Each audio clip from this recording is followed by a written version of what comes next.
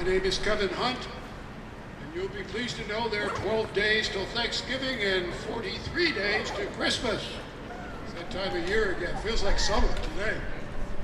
Beautiful weather. We got in just before the weather might be coming in later today. I'd like the Junior Girl Scouts to come up here.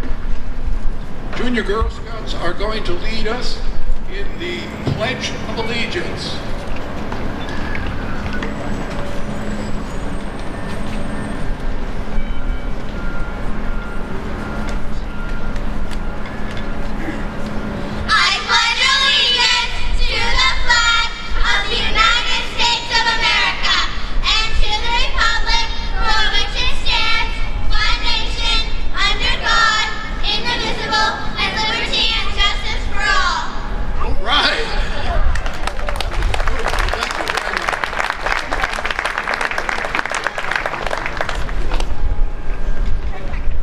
I'd like to introduce the host for today's ceremonies, the Mayor of Newburyport, Mayor Sean Reardon.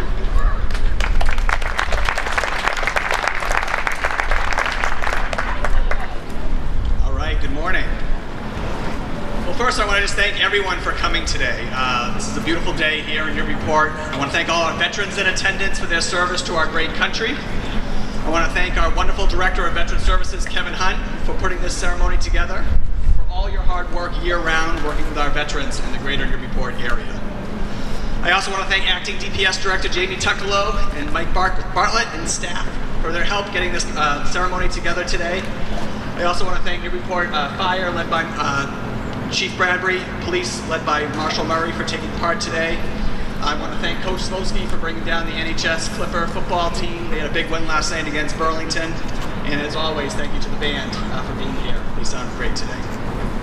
I also want to recognize just a few distinguished guests in attendance. They're to my right. City Councilors, Councilor Connie Preston, Sharif Z, Christine Wallace, Jim McCauley, Heather Shan, and Mark Wright. Thank you for being here today.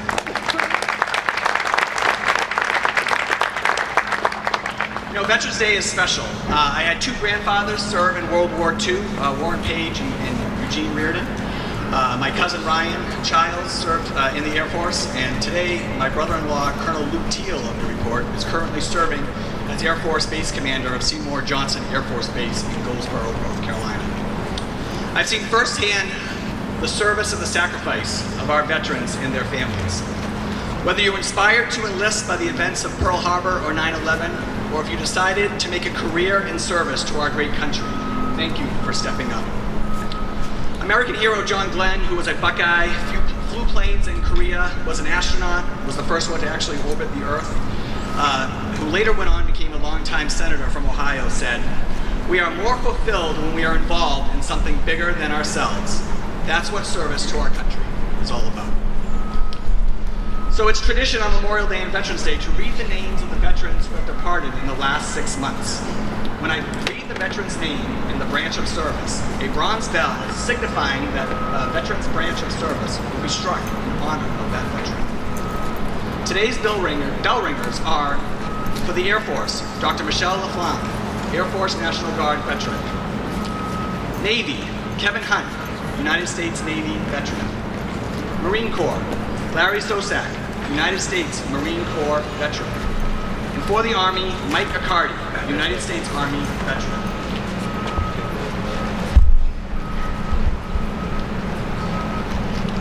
Joseph J. Donnelly, United States Army. Joe served in the Army during the Korean War and went on to earn a master's degree in education through the GI Bill. That degree allowed him to serve as the principal of the Belleville School. He was actually my principal when I first went to school here in Newburyport.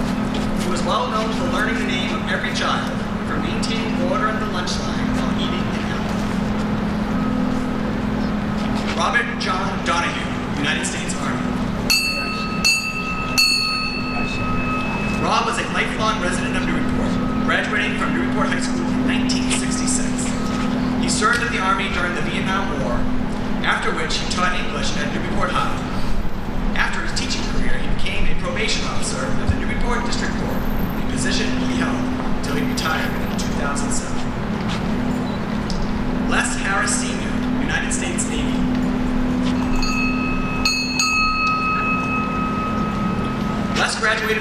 High School in 1950 and attended the U.S. Navy School of Music before serving aboard the battleship Missouri. Music was an integral part of Les's life. He instructed as a full professor at the Berkeley School of Music and is well known as a longtime band leader at the Sportsman's Lodge here in Newburyport. In 2019, the Seacoast Jazz Society presented Les with a Lifetime Achievement Award for a life in jazz and jazz education. Scott Dunn, United States Navy.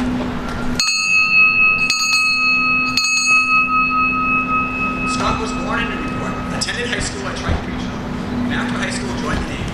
Throughout his entire career, Scott excelled as an ironworker and welder. He was predeceased by his brother, Derek Dunn. John D. Larnard, United States Navy.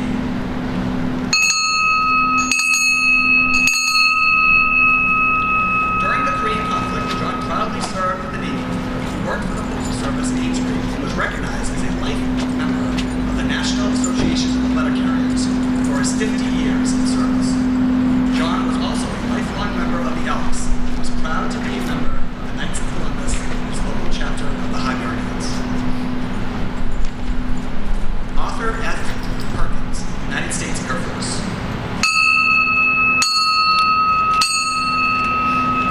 Art served in the Air Force as a member of the 420th Air Force Refueling Squadron while stationed in England. He was an excellent builder and carpenter, often working on local Victorian homes. He was manager of recreation for the local YMCA, later retired from the Internal Revenue Service. John Francis Crispo, United States Army. When John turned 18, he was proud to join the Army where he served on the transportation group. He would recount his times traveling the roads of Germany just after World War II, and relived the many encounters he had with the Russian Army. He was a resident of Plum Island for many years and was active in the Plum Island Taxpayers Association. John D. Thurlow, United States Army. John was a graduate of Newburyport High School, class of 1954. He later served as a medic in the Army while stationed in France. John was involved in the West Newbury family business, Cherry Hill Nurseries, from the time he was 15 until he retired at 65. He was an expert on lilacs and a member of the International Lilac Society. Sally Ann Blake Lavery, United States Navy.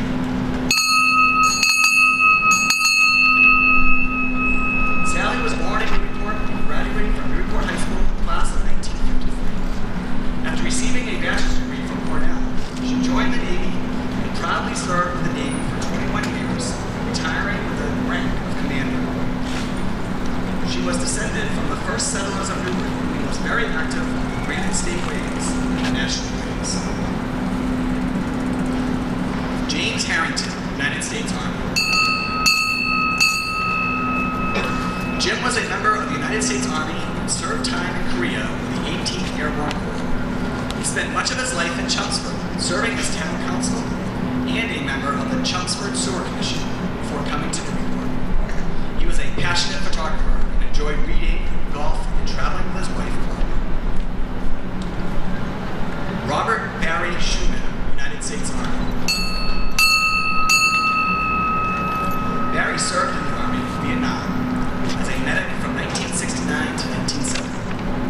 He moved his family to Newburyport in 1996 and immersed himself in his children's school activities, rarely missing an event.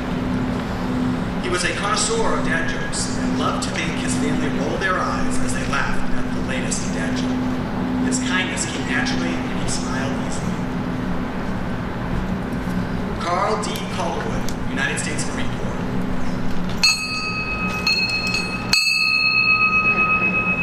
Carl joined the Marines at 17 and attained the rank of Buck Sergeant in the Old Corps, later joining the Marine Corps Reserves. In his early years, Carl enjoyed skid diving and especially fishing with his family and friends off his boat, the T-2. He leaves behind 13 grandchildren and was sadly needless. Jonathan K. Percy, United States Army.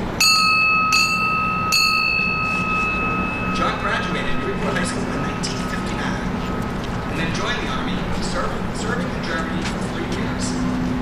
Besides owning a successful commercial cleaning business, John was very active with the Lions Club and held a Lions Club lifetime achievement. He was race director of the Yankee Goat Race for over 30 years. Robert Bob K. McMenamin, United States Air Force.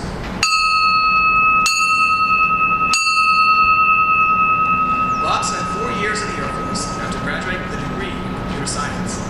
He moved to Newburyport in 1988 after a successful career in the semiconductor world.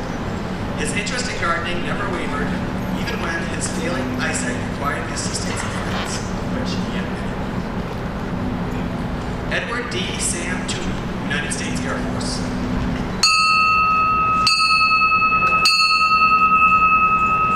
Sam was born in Newburyport and graduated Newburyport High in 1950. During the Korean War, he enlisted for 4 years with the Air Force. For 40 years, he worked as a civil engineer for the state, and he oversaw the construction of the Boston-Gillis Bridge in the area. He was an active coach in the Newburyport Pioneer League and helped develop the newest Pioneer League field. Frederick James Downell Jr., United States Marine Corps.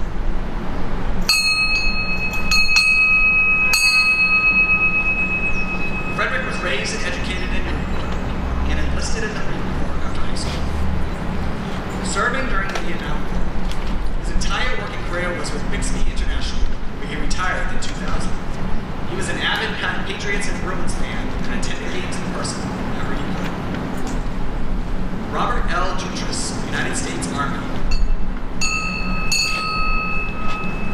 Bob served with the Army in Japan at the end of World War II. He returned to service in the Korean War, where he trained recruits and served as an MP at Fort Dix, New Jersey. Bob was a talented carpenter, once working as a custom wood boat builder with Nansen Boatworks in Salisbury. He lived independently right up to his passing, 5 days shy of his 95th birthday. William C. Abbott Jr., United States Navy.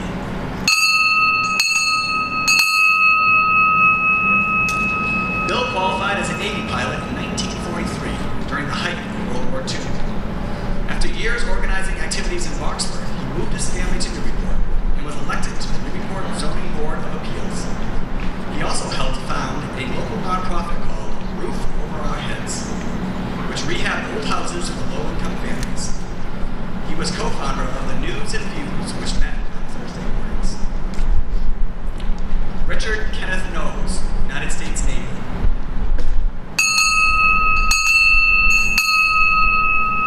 Dick was born in Newburyport and graduated from Newburyport High School class of 1966. He worked in the computer field for many years and also at the Grog restaurant where he met Ellen Rudin, his wife. Most recently, he worked with the Department of Conservation and Recreation for the state of Massachusetts, and he became a serious golfer in his retirement.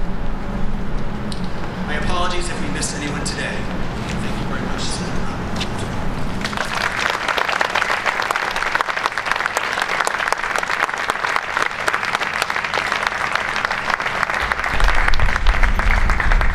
Thank you, Mayor. On the Gayton Memorial flagpole behind you in Veterans Plaza, a smaller black flag flies below the national flag. This is the POW MIA flag. There's also one up on this pole. It symbolizes the 96,000 men and women who are prisoners of war or simply missing in action from all our wars, including the Cold War. On the pole, below the POW MIA flag, we have a flag with 2 gold stars. A gold star flag is a symbol a family uses to signify they have lost a member of their family in battle. This flag represents 2 members of our extended city family who gave their lives so we can enjoy ours. First Lieutenant Derek Hines and Sergeant Jordan Shea, both members of the United States Army. The stars on that flag, when it is hanging, point up toward the heaven where these 2 brave men have taken up residence. Just in front of the flagpole is a new area of Veterans Plaza. In that area are bricks newly inscribed with the names of veterans. We recently expanded this program. We've opened it up to include all veterans, not just those who have passed away. If you have a special veteran who you would like to honor, buying a brick with their name on it would be a wonderful way of honoring them, and you can pick those applications up at my office, the Veterans Office. The profit from the sale of the bricks is used to enhance military memorials here in the city. There are over 30 military memorials in the city of Newburyport. Before I say anything more, I can't say enough about this band. I have enjoyed working with Stu.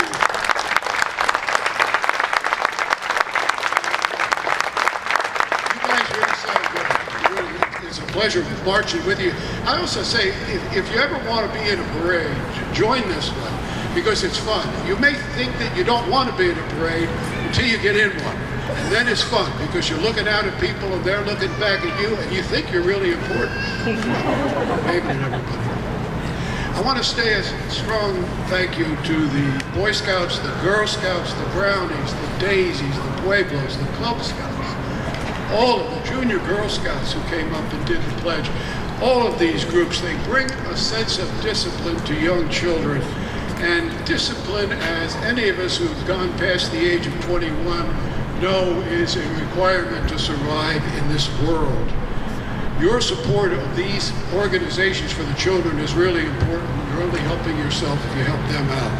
I also want to thank Rich Banks and thank his family, whose support through the years made this city beautiful.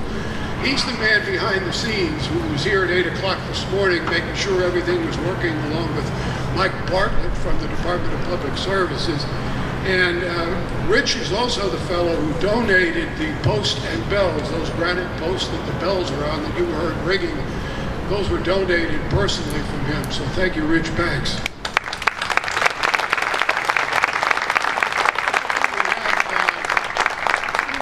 We have the color guard, as we always have, from the Newburyport Police Department. I really thank you guys. You look snappy and sharp coming down here. I'd also like to thank all our local police and our fire departments who provide extra help on a day like this. And they make us feel safe at night. When we're asleep, they're awake. Many of us grew up before there was a 9/11 phone call that you could make. Today, those three numbers, they bring an emergency response from the police and fire. But before 9/11, we still got the same people responding, sometimes risking their lives in that effort. A special thank you to those brave men and women among us. You should always be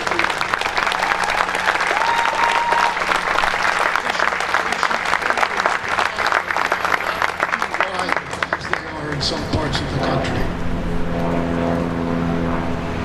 All wars produce lasting injury, shell shock, battle fatigue, a numbness that never speaks, a warrior who tells no stories, a not uncommon condition from battle. Too many of our Vietnam veterans are suffering from exposure to poison gas, also known as Agent Orange. The delayed onset of death-causing symptoms makes this poison all the more horrible. The worst part of all the hardship is that the generals and the scientists knew that this poisonous toxin would linger in these soldiers' bodies until late in life, and it could manifest as a life-ending disease. If these soldiers had worked for a civilian company, they could have sued their employer and received millions of dollars for themselves and for their families. Because these soldiers served with our military, they cannot sue anyone for compensation. They can request compensation from the Veterans Affairs Agency, the VA, a branch of the government. If they get the highest rating of disability, 100% disabled, the most the VA will pay for compensation at that highest level is around $40,000 a year. That's it. There's no compensation for the family, and there's a pittance for a spouse who loses a mate forever. This compensation rate applies to any veteran, Vietnam veterans from Agent Orange, applies to Iraq and Afghanistan veterans who were exposed to burn pits, and certainly to the Camp Lejeune veterans who now have a window open to them to sue the federal government, and they will get a lot more than $40,000 a year. You can be assured of that. For all those veterans here today, thank you for your service. Thank you for your sacrifice. I share your pride. I share the pride that you feel in being able to count yourself among the 1%, the greatest military in the world. We are now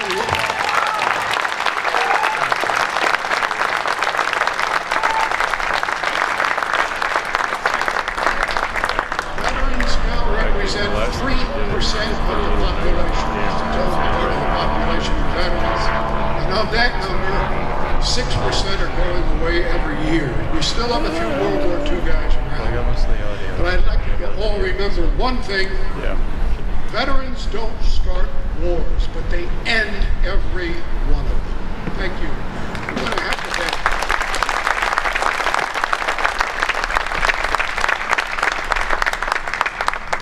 to just to give you an idea of what's coming up, the band will now go through the Armed Forces medley. If you are a member of the branch that they're saluting, please salute or stand or scream or whatever you feel is appropriate.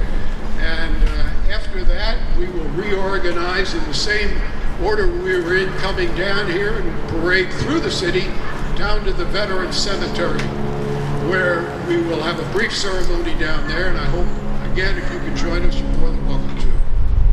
Newburyport High School Marching Band.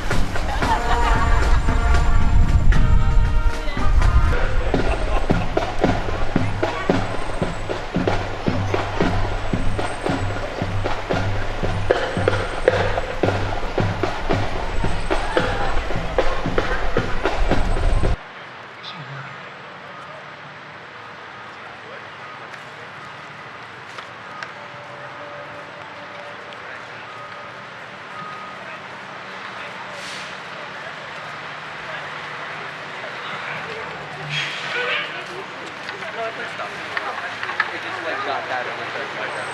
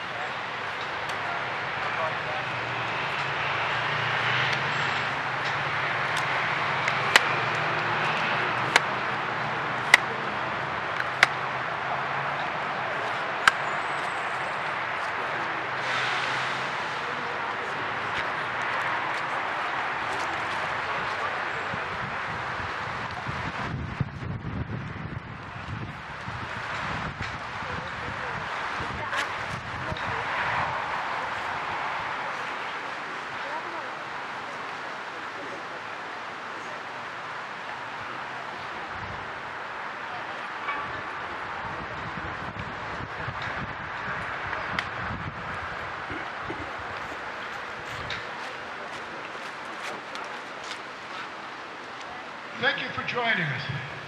As I get older, I always forget how steep State Street is.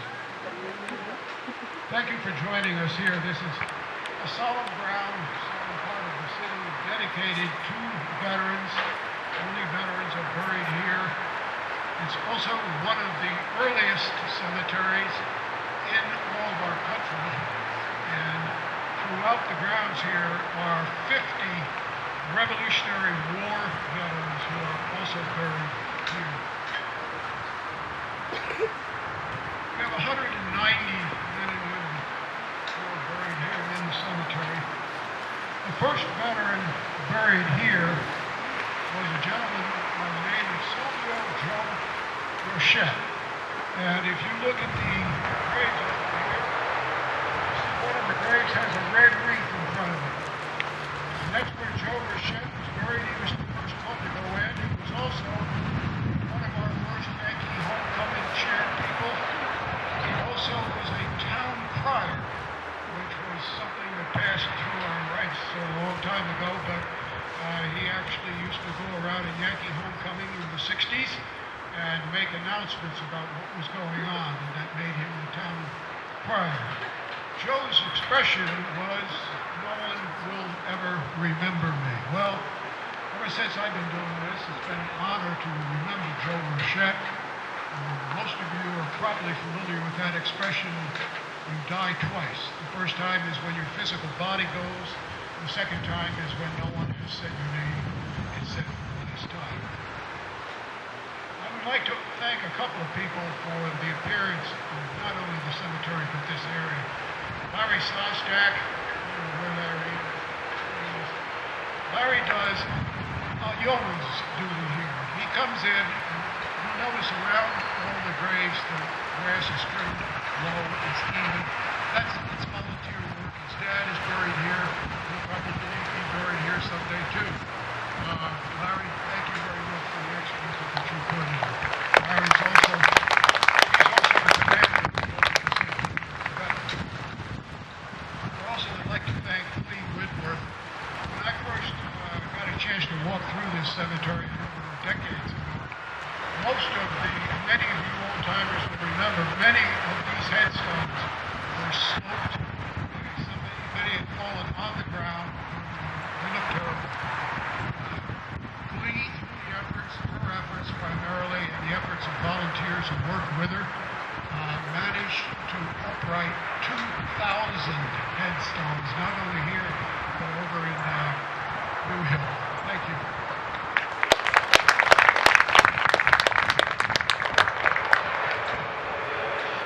I'd like the mayor to join me over in front of the memorial where we're going to place a wreath.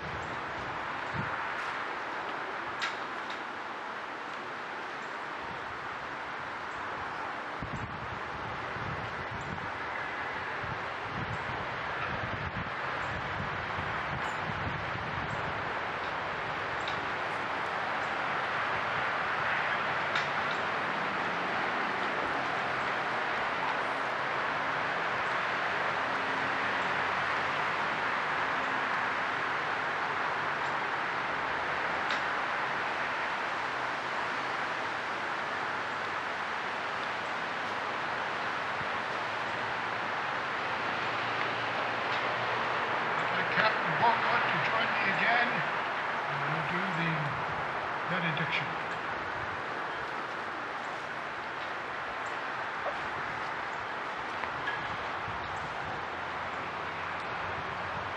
Isaiah 2:4 says, "The Lord will mediate between the nations and will pronounce justice.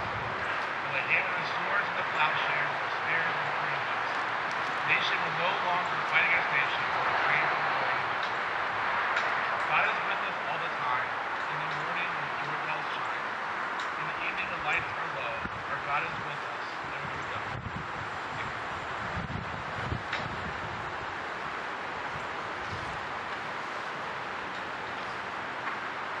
And then once again, the Newburyport High School Band with Amazing Grace, which will also be followed by Tops.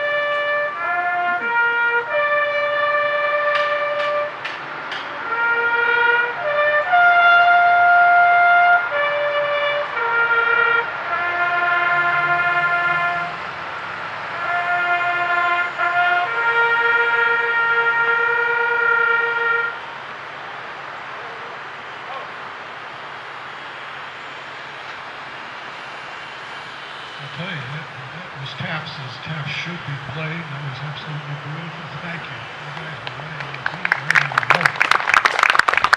Let's keep it at this. That concludes what we do down here at the ceremony, at the cemetery. Thank you very much for joining us. It's a good weekend coming up, I think, that we get through the rainstorm. So please enjoy yourselves. And we'll see you in 6 months on Memorial Day.